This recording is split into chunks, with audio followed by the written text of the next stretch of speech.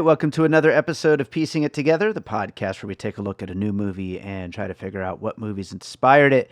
And today on the show, we are talking about Daddio. This is a little two-hander starring Dakota Johnson and Sean Penn, just in a cab talking to each other about life. It is actually really, really compelling. I enjoyed this movie a lot, and I had a great time talking about it with returning guest Derrick Murray. We get into a lot of great puzzle pieces here, and that is coming up in a second. Before we get to it, I do want to remind you, as always, to make sure you are subscribed to Piecing It Together wherever you listen to podcasts. We've had a lot of new listeners lately, so if you are listening and you're new to the show, first of all, thank you so much for being out there.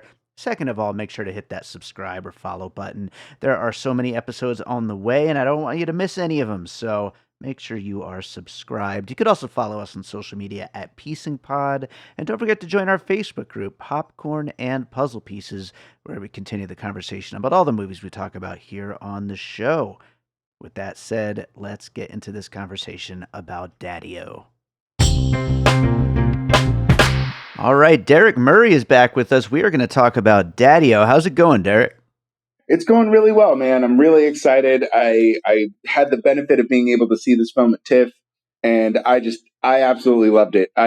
There's something to be said about seeing a movie that you know nothing about, and all you get are who's in it. And, basically all I got was the tagline of, hey, two people in a cab ride have conversations about life. And I was like, well, it's Dakota Johnson and Sean Penn. I'm in. So I never saw a trailer, anything like that. And I'm very excited to talk about this movie.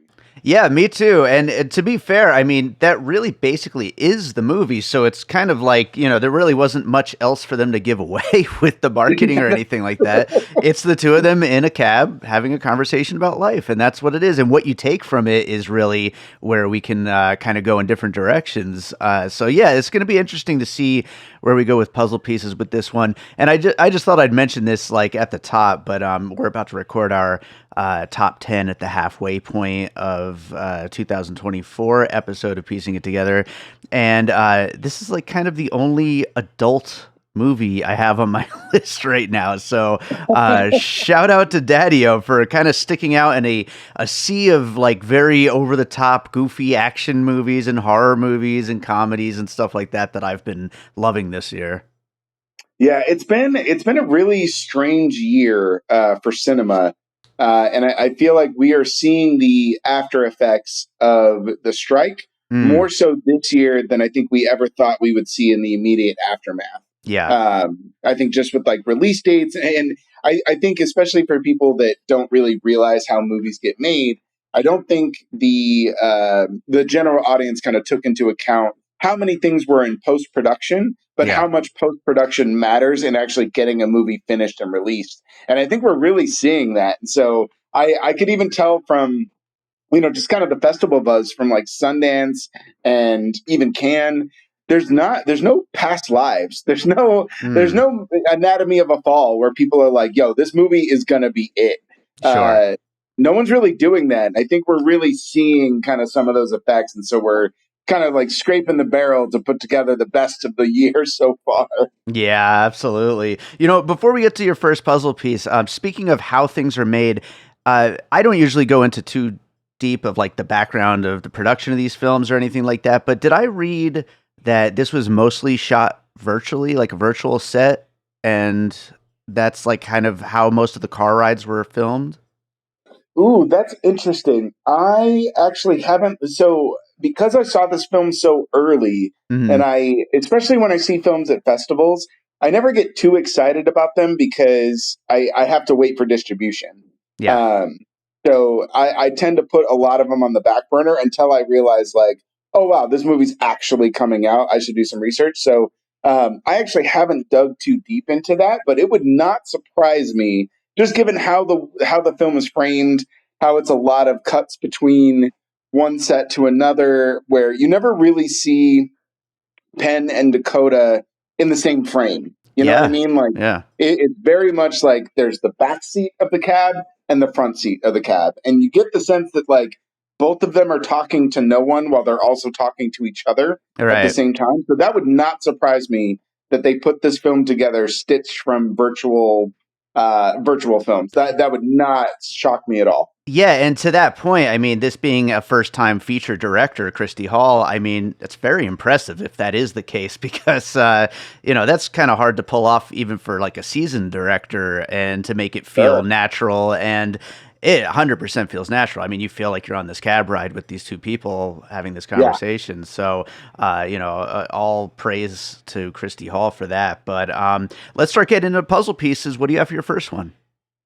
Yeah, so I am going to do kind of a broad puzzle piece, and this has more to do with the way that the dialogue is very snappy and it's very just kind of back and forth, and it's a lot of really deep introspective kind of monologuing in conversation. So the conversation always feels really natural, but there's a like a staginess to it, Mm, and I don't mean that pejoratively. I mean that as a compliment. So I'm actually going to do a puzzle piece of a combination of screenwriters, and that would be Mamet and Sorkin. mm. This movie has a very distinct cadence where it's very clear that Christy Hall, one, understands her city. Like New York is a character in this movie, Oh yeah. even though we never leave the cab. It's very much a representation of a city, and I think that writers like Mamet and Sorkin are able to convey just the scenery and setting and just kind of where these people are from without ever really having to spell it out. And so I think the writing and the pacing and the way that they kind of have their banter back and forth as they discuss relationships and power dynamics and history and past and future and all those different things, all of that just felt very Sorkin Mamet to me. So there's clearly an influence there, and there's no like specific movie. It's not like you can watch this and be like, oh, now I want to watch The Social Network. Like that's not really the comparison here. It's more of just the styling and the cadence with which Johnson and Penn kind of talk to each other. So that's kind of the first big puzzle piece that I would put to this. Yeah, those are definitely good examples of that kind of writing and that snappiness. And really, with a movie that, like we're saying, is literally just these two people having a conversation, that dialogue has got to pop, and you've got to really be able to hang on every word that they're saying and care about what they're saying. And yeah, I mean, Sean Penn feels so New York. Like anyone who's ever even, been, on a layover in New York has experienced people like this. And, Yeah, oh yeah, absolutely. yeah. This is such a great reminder of Sean Penn, the actor, and I feel like we've forgotten that.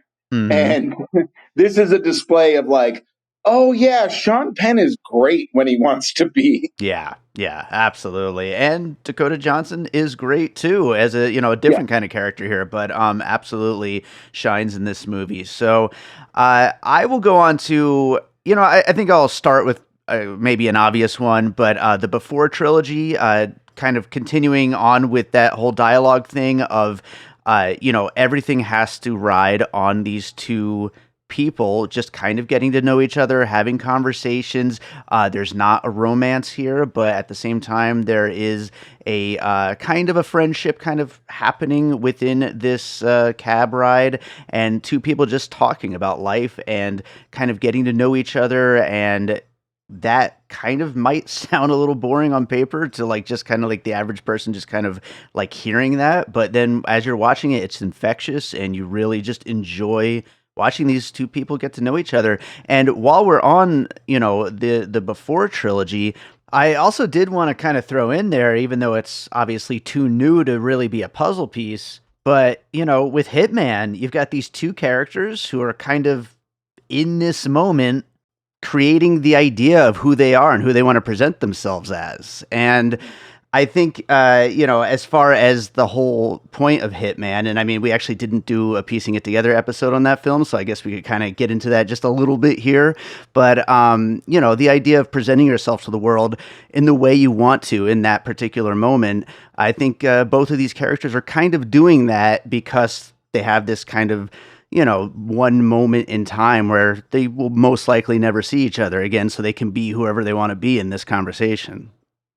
Yeah, I think that's a great point, and I think Linklater is a great puzzle piece, kind of the way that Mamet and Sorkin is when it comes to like the cadence and the dialogue, because Linklater does that, right? Like he's very big on creating characters who the entire premise and the entire film itself hinges on us liking them and us Hmm. wanting to go on this journey with them. And the Before trilogy is a great example where that doesn't work if you're not invested in these characters. Yeah. If you're not invested in the journey that they're taking, there's no way you make 3 films about them. Like, you Sure. have to be wholly invested in them as people right out of the gate. And same thing with Hitman. I think Hitman, it's one of my favorite films of the year. And I got the benefit of being able to see it in a theater with a rousing crowd, and it was awesome. But yeah, Hitman doesn't work if you're not bought into what those two characters are doing. If you're not bought into Pal and Eroja, the movie doesn't really work at all. And I think Daddio is very similar to that. I think that's a great puzzle piece because even if it's new, Daddio really only works if you have people as good as Johnson and Penn breathing reality, breathing life into these characters. Like you said, if you've ever been to New York, you've met someone like this. Yeah. It's very New York in that way. But you need these characters to be able to bring that out organically and bring that out in a way that doesn't feel stagey, even though it kind of is. You don't want it to feel that way. You want it to feel organic. You want it to feel real. You want it to feel like, oh yeah, this is a cab ride that everybody takes, and it just happens to be riveting. So yeah, I think that's a really good piece there. Right on. Right on. What do you got next? So the next one, I feel like this one is kind of obvious, but also I don't think enough people have actually seen it. But I got real big vibes from this, and that's Good Luck to You, Leo Grande. Mm. Um, it's another chamber piece. It's another two-hander where it's basically just two people in a hotel room, and you get a lot of the same senses. You get a lot of the same kind of conversations where, and if you haven't seen it, I highly recommend you watch Good Luck to You, Leo Grande. It's Yeah. it's a fantastic movie. It's very funny. And honestly, I think these two films are very similar. I think you could probably do a double feature with them because, like I said, the entire film takes place in a hotel room. It's two characters, and they come from different walks of life, and they meet under strange circumstances. And most of their conversations are about life and themselves and relationships and their past and their present and their future and all of kind of the similar things that you get from Daddio are all kind of baked into this movie with Good Luck to You, Leo Grande. So that's a big puzzle piece for me. I think those two films are very, very similar, and I would recommend sitting down and doing a double feature with both. Yeah, it's a great movie. And I think another thing, it's a great piece here because they're both movies in this kind of, post Me Too world where, everything is, around the conversation of sex has gotten just so complicated. They're both not Mm-hmm. scared to have that conversation. And Yes. a lot of movies will shy away or they'll be like too far on one side or too far on the other side. Both these movies know that it's just a complicated thing and it always will be. And that's just where it comes from. Yeah. And I think that's one of the things I like about both of these films, but Daddio in particular is even though there's a resolution, nothing is really solved, right? Hmm. Like Yeah. you have these differing perspectives from people who have clearly lived very different lives, and they have kind of the sparring match during this, cab ride. But there's nothing like, hey, we're gonna solve sexism. Like Yeah, we're gonna sure. solve the conversation of sex. Like that's not, and I think Hall is incredibly introspective and really smart to be able to do that. So while you get a resolution of the characters themselves after you've gone on this journey with them, it's not like their lives are just put back together and then they get to go on and find success forever. Like that's not really what happens in this movie. And I really respect that. And you don't really get that from Good Luck to You, Leo Grande either, even though they have kind of a self-discovery and they recognize things in each other and they do come to a character conclusion, but it's not like their entire lives are solved from here on out. Yeah. And I really appreciate films that do that because you're right. You can get very, hey, I'm going to solve this problem for people. Those things are too complex. Sex and relationships and Me Too and feminism and gender identity and all of these things that they talk about. None of those things have concrete solutions. They're too No. complex for that. And I like that Hall is smart enough to hold back from saying, hey, this is the definitive answer, and more of this is how these people have grown in their experience. I like that a lot. Absolutely, absolutely. I will go on to, you were talking earlier about like how you have to like these characters and want to be around these characters. I'm going to go with a movie that I think most people hate because they hate the characters, but I actually really like this movie. It is Malcolm and Marie from a couple of years ago.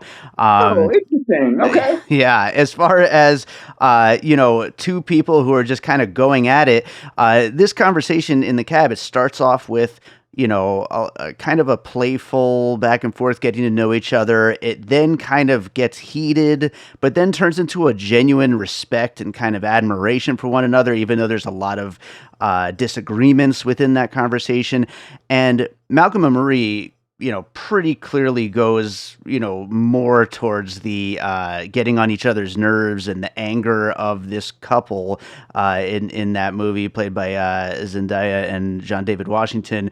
But still, there is something there where these two people, they could leave at any time, but they want to be together in that room. And so there's that push-pull of wanting to go at each other, but at the same time, like actually wanting to have this conversation. At any point, Dakota Johnson, she could just get on her phone and ignore this guy. He's just the cab driver, but she really kind of enjoys having that back and forth sparring with him, and the ideas that it's kind of bringing into her head and kind of making her think and challenge herself. And I think that in that way, I see a little bit of a kind of comparison between the relationship that they have in Malcolm and Marie and just this kind of moment in time for these two in Daddio.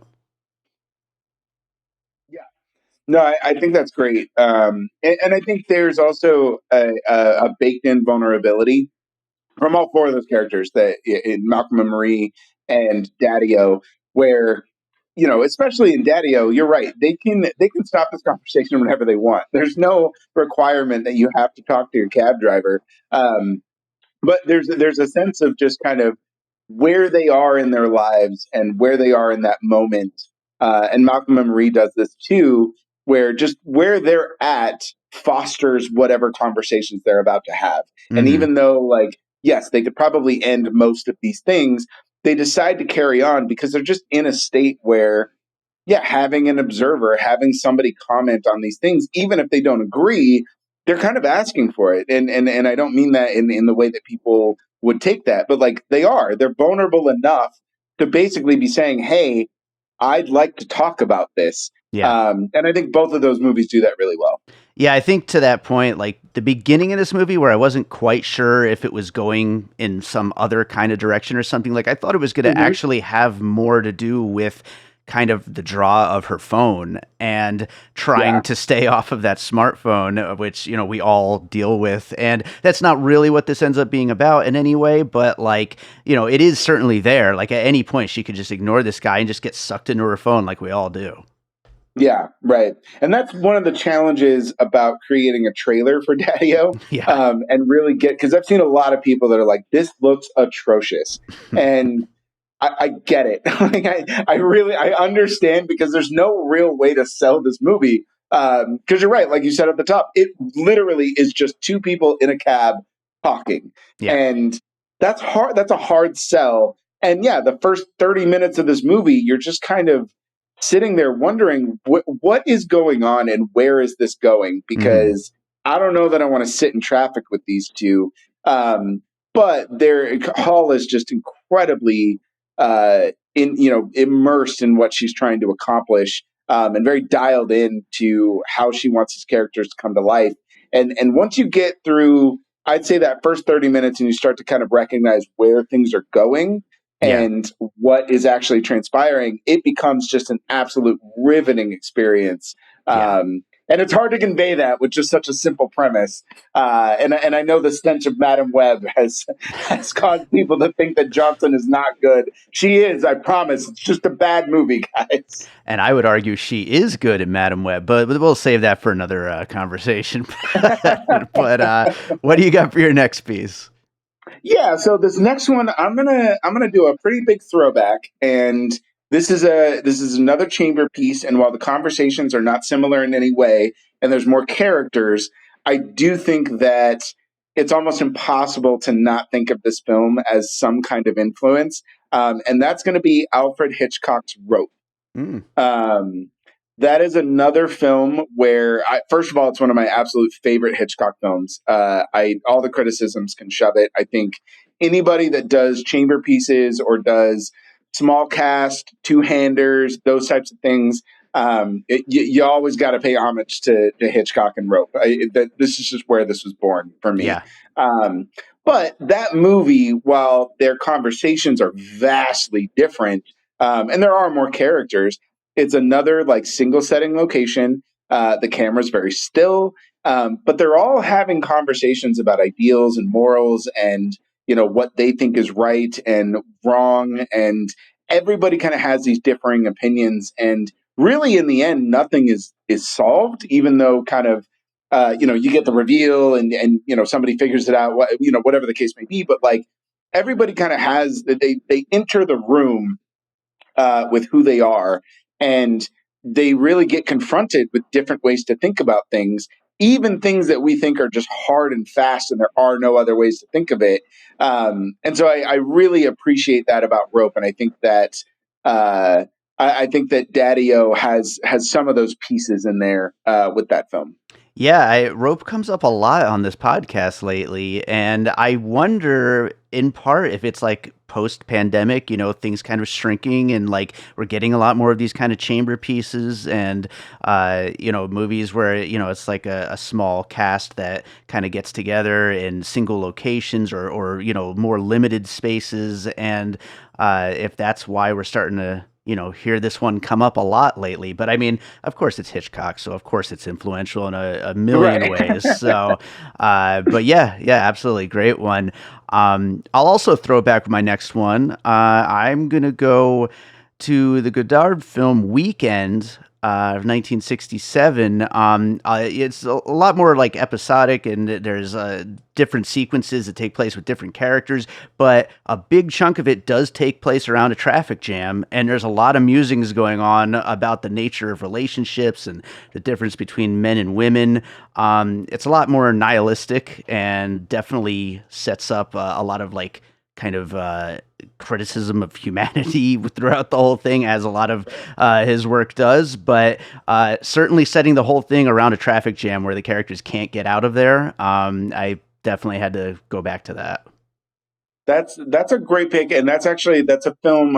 So this year, for most people who don't know, this year I have focused on trying to uncover blind spots Hmm. and correct those. So I've been just not focused on watching new movies as much as I've been focused on watching old movies that most people think I should have seen. Sure. And that one is actually on my list, so I Nice. might fire that up.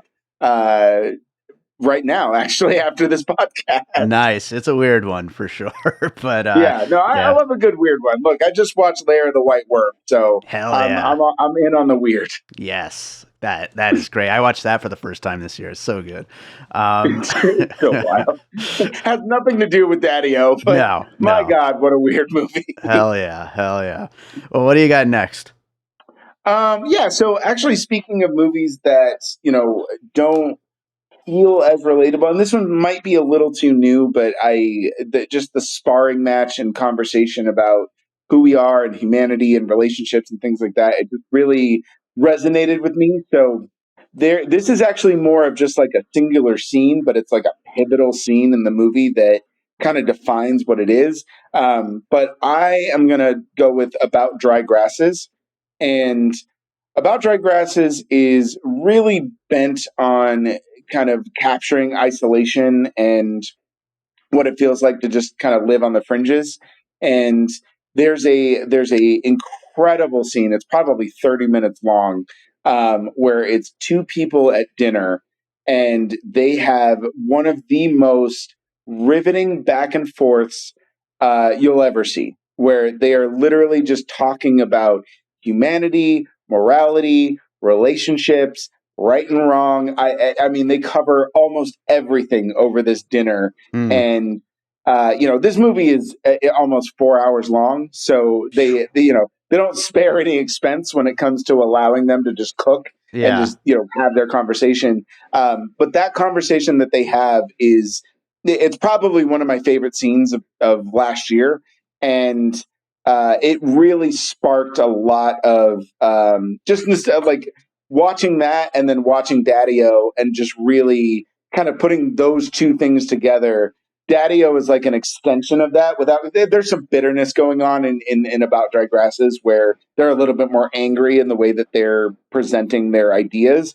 But it is very similar, and even if you can't sit through a 4 hour Swedish film, I get it, but this conversation is like you watch this and then you watch Daddio and you're like, oh, they just transfer that to New York and put it in a cab ride. So Yeah.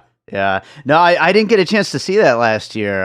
But yeah, I mean, certainly heard lots of great things about it. And we started this talking about, grown up movies. That's definitely fits the vibe right yeah, there. yes it does. Yes it does. Absolutely. I will go, kind of another obvious one. It's kind of my last like full on piece here, but I'm going with Lost in Translation, Sofia Coppola film. Oh, that's a great pick. It's super obvious, but like it's two people at a moment in their lives where they'll probably never see each other again, but this interaction either will mean a lot to them or it won't. Like you were kind of talking about it earlier, there's no real kind of resolution here. It's more of just a matter of kind of seeing this moment in these people's lives. And I love that about this movie. I love that it's kind of open to interpretation. I love that there's plenty of signs that this moment, as entertaining as it is to watch, or maybe I don't know if entertaining is the right word, but certainly interesting. I was entertained by it, but Yeah, no, that's a great pick. I think the comparisons to, like, I know with Daddio, you have Johnson and Penn feel very much a part of the city that they're in, right? Like they're clearly New Yorkers, but there is kind of an otherness to them where they're not really able to express who they actually are. And then when they get trapped in this cab ride, you suddenly start to uncover who they are in the city, who they are when they're not a part of the city, who they are when they travel. Like you kind of get all of that sense. yeah, And Lost in Translation kind of takes that a step further, where it places these two people who are probably very self assured in America, but then you transport them to Japan and they are completely other. They're yeah. wholly other people, and they have to partner with each other. They have to have these conversations and really find solace in their relationship. And I think that's a great pick. Like that's such a good pick. I think that's a great double feature, actually. Yeah, I think it would be a good double feature. You're right, and yeah. Let's go to whatever you got next. Yeah, so the last one I have, and this one isn't necessarily a chamber piece because it does.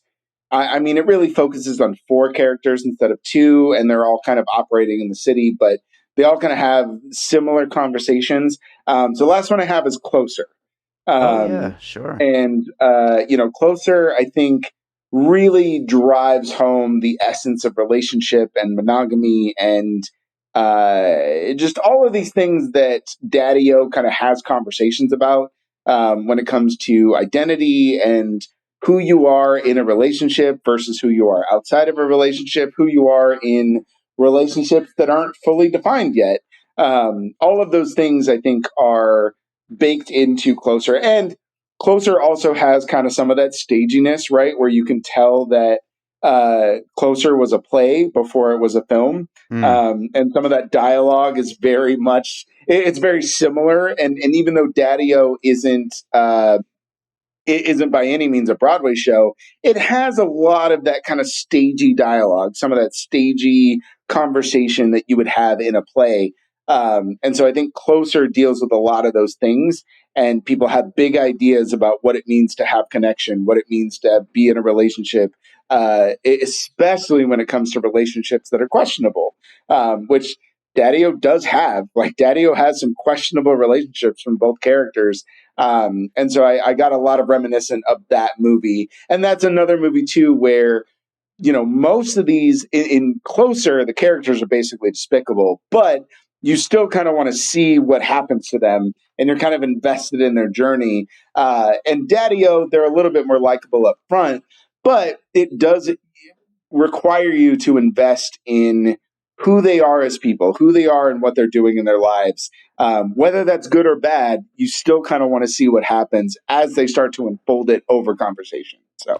Yeah, that's it's a great one to include here. That's a movie I got to revisit one of these days. I haven't seen it since it came out. You wonder what like someone like Sean Penn and someone like Dakota Johnson, what they'd be like in a movie like that. Like I feel like they would just absolutely be amazing in a Yeah. movie where things just get more heated and there's more to kind of bounce off of.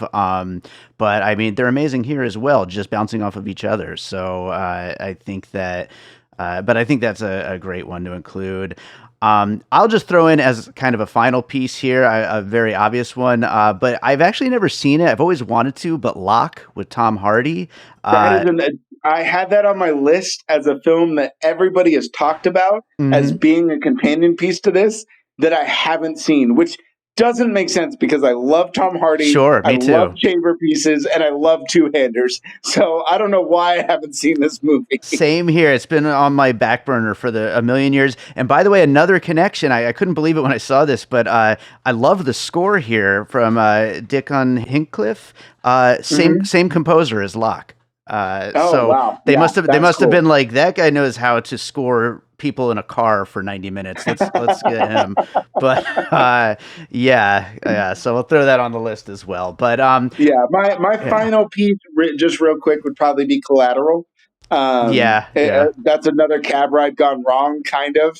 But I do think that it's some of the best work Tom Cruise has ever done Oh when it God, comes to yeah. just him being. I wish he would be a villain more because he absolutely cooks in this role. And while the action is great and the way that it's filmed is incredible, and man really shows he knows what he's doing, um, my favorite scenes are the cab rides, Yeah, are yeah. just him and Jamie Foxx sparring about what life means and their difference in morality and this villain that is kind of working to better Jamie Foxx's life. If we never left the cab, Daddio and Collateral would be close to the same movie. Yeah, absolutely. And by the way, looks incredible. Not that that's a Oh, surprise with Michael beautiful. Mann, It's such a but beautiful film. yeah, and Daddio looks great. So I mean, It does. to make something so simple look that good, I think you got to have Collateral as a comparison there. So definitely include that on the list. So we talked about Mamet and Sorkin's writing in general, and then went into some Linklater as well before Trilogy and Hitman. Then we went to Good Luck to You, Leo Grand. Malcolm and Marie, Rope, Weekend, About Dry Grasses, Lost in Translation, Closer, Lock, and Collateral. I think we got a good list here. Some like really interesting stuff. Of course, a lot of these kind of two-handers, people just in single locations talking, but a lot of interesting stuff here. Any closing thoughts? Anything we didn't quite get to that you wanted to bring up? No, I think that covers most of my list. I would highly recommend you guys check this movie out. I know that the premise and the trailer just don't. I can tell you they don't do enough. Hmm. It's really hard to promote this movie. It's a hard movie to get people to see, but I can't stress enough how much I want people to see this movie. It was genuinely one of my favorite films from TIFF when I saw it in September, and I was thrilled that it's actually getting a release. And I see so much negativity about it because they just watch the trailer and they're just like, this looks stupid.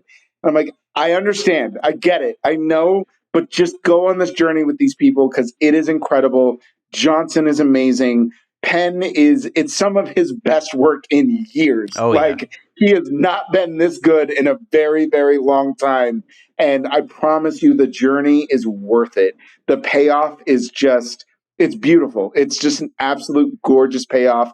The film looks incredible. And when you have these puzzle pieces that we've talked about, like it's a good movie. We can't talk about the movies that we talked about You're right. if it wasn't good. Like we're Yeah. bringing out some heavy hitters here. So see Daddio.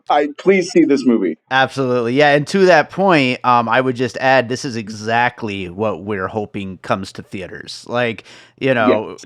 this is exactly what we've all been kind of rallying behind. Please put more of these kinds of movies in theaters. So, yeah, I'll just echo what you said. See this damn movie, and maybe we'll Yeah. get more movies like this. So, Yes, please. yeah, I think that does it for Daddio. Is there another movie you watched recently you'd like to recommend to our listeners?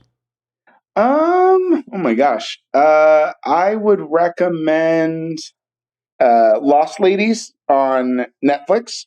Hmm. It's La Pata, I think is what it is. I don't know the Indian translation, but Lost Ladies, it was another TIFF film that I saw. It's a Hindi movie. Just a beautiful, sweet comedy of errors that just feels so sincere and, goes out of its way to kind of satirize Indian politics without feeling like it's overt. Hmm. And it's just such a sweet film. I cried both times I watched it.